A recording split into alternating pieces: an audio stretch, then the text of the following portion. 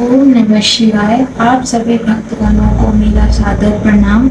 आज से हम शिव महापुराण के इस पावन ग्रंथ का अध्ययन करेंगे, जिसमें मैं आपको आज शिव महापुराण का प्रथम अध्याय सुनाऊंगी। इसमें जो भी भूल हो मुझे क्षमा करें। आइए श्रवण करते हैं।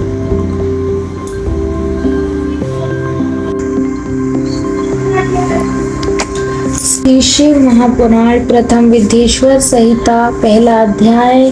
श्री व्यास जी कहते हैं, एक समय श्री गंगा और कालिंदी के संगम महाक्षेत्र परम पावन प्रयाग में जब मुनियों ने अपना एक विराट सम्मेलन किया, तब महर्षि व्यास शिष्य परम पौराणिक सूत जी के आने पर सभी लोगों ने अपने अपने शिष्य से उठकर उनकी यथाचित अभ्यर्थना की तथा पूजा सत्कार करके हाथ जोड़कर यह प्रार्थना की कि हे मुनीश्वर, कलयुग में सभी प्राणी पाप ताप से पीड़ित हो सत्कर्म रहित, पर निंदक, चोर, पर स्त्रीगामी, दूसरों की हत्या करने वाले, देह अभिमानी, आत्मज्ञान रहित, नास्तिक, माता पिता से द्वेष करने वाले और स्त्रियों के दास हो जाएंगे तथा किसी में भी धर्म नहीं रह जाएगा। ब्राह्मण, लोभी, वेद को बेचकर जीविका करने वाले, धन के इच्छुक और मद से मोहित, अपनी जाति के कर्मों को छोड़ त्रिकाल संध्या न करने वाले, ब्रह्म ज्ञान से रहित,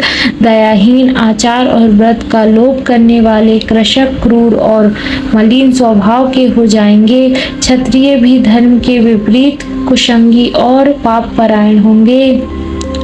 रण में कायरता, धर्म में विमुखता, चोरी, नीचता और दासता ही मानो उनका धर्म हो जाएगा।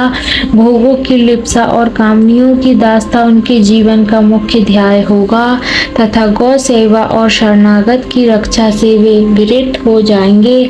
प्रजा पालन से दूर और जीव हिंसा में उनकी बड़ी रुचि हो जाएगी। इस प्रकार वैश्य भी संस्कारहीन, अपने धर्म से रहित, कुमार्गी और जैसे भी हो डंडी मारकर केवल धन कमाना ही अपना मुख्य धर्म समझेगी और वे भी किसी अन्य की ओर कदापि ध्यान नहीं देंगे। वे गुरु, देवता और ब्राह्मण से रहित, कामी, मलिन आशाएं वाले और परम लोभी होंगे।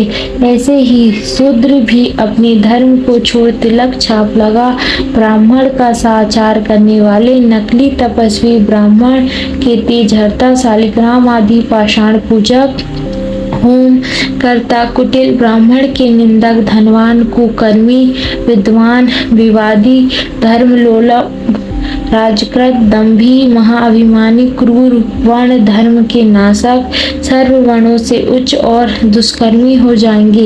इस प्रकार स्त्रियों में भी धर्म का हास्य हो जाएगा और वे तमोगुण से युक्त, जारवासी, पति से विमुख, माता पिता की भक्ति से रहित, दुराशय युक्त और नित्य रुग्णा रहा करेगी।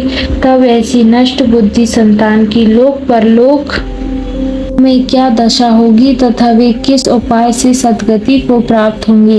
हे सूत जी, इस सम्मेलन में आप इस पर प्रकाश डालिए, क्योंकि हम लोगों को इस बात की बड़ी चिंता है कि जगत की आगे क्या दुर्दशा होगी। परोपकार से बढ़कर दूसरा धर्म नहीं है, अतः इसके लिए जो सर्व सिद्धांतों से मान्य हो, ऐसी कोई सरल युक्ति आप बतलाने की कृपा कीजिए। व्यास जी कहते हैं कि मुनियों की ऐसी बात सुनकर परम पौराणिक सूत जी अपने मन में भगवान शंकर का ध्यान करते हुए बोले।